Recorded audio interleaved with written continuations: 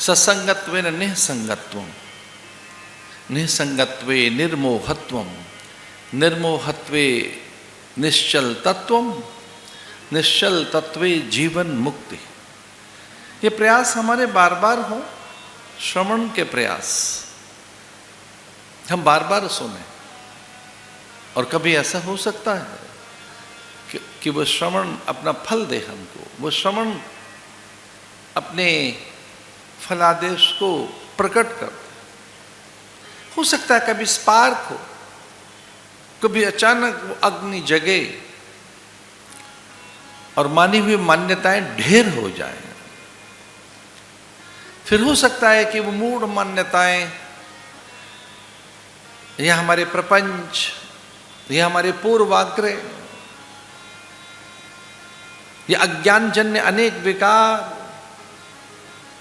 और बहुत सी भ्रांतियां उसी समय मिट जाए।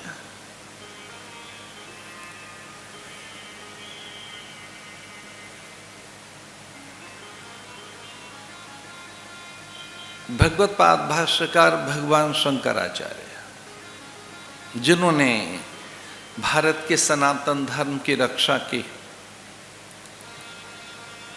भगवान गुरु के रूप में प्रकट हुए हैं। एक काल ऐसा आया कि उन्हें लगा कि अब मैं गुरु के रूप में आऊं। वे आद्य शंकराचार्य के रूप में आए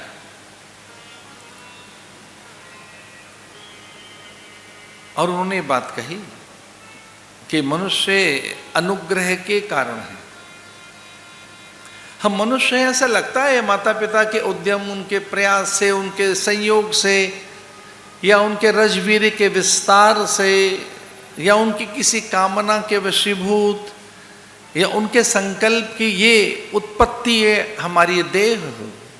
ऐसा लगता तो है कि माता पिता का प्रयास है, माता पिता के संयोग, उनके रजवीर के युग्म से बना ये पिंड मेरा, चूंकि माँ के गर्भ में हम रहे, पिता के पुंसत्व से ही इसका अस्तित्व है। लेकिन इसके मूल में क्या है? केवल माता पिता का संकल्प, केवल संतानोत्पत्ति की उनके भीतर कोई कामना, या केवल कोई उनकी स्पृहा लालसा, या उनमें कोई आकर्षण देह का परस्पर, या कोई परस्पर उनमें कोई एकात्मता का एक भाव कि चलो संतान पैदा करें, इतना ही नहीं है। इसके मूल में कुछ और है, और इसके मूल में केवल अनुग्रह है।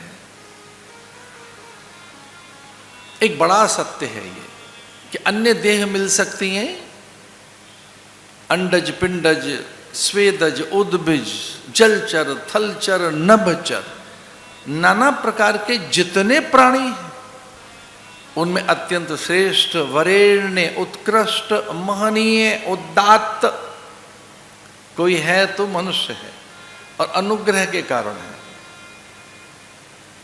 ये जो हमारी देह है, ये केवल माता पिता का संयुक्त प्रयास और उनसे जन्म लेने वाली ये काया, इतना ही नहीं है। इसके मूल में भगवद अनुग्रह है। इसलिए हमारे शास्त्र कहते हैं तीन चीजें कृपा या अनुग्रह से प्राप्त हुई हैं, और वही दुर्लभ है। हमारे यहाँ दुर्लभतम वस्तुओं की गणना करते हुए देह को दुर्लभ बताया। दुर्लभो मानुषो देहो देहिनाम क्षण भंगुरः। हमारे यहाँ दुर्लभ वस्तुओं की कल्पनाएं और उनकी गणनाएं करते हुए कहा कि दुर्लभतम है मनुष्यत्वम, मनुष्य होना, मानवीयता, मानवीय देह का मिलना, मानवीय आकृति प्रकृति, मानवीय संवेदनाएं, मानवीय अंतःकरण, ये मिलना, मनुष्य होना बड़ा दुर्लभ।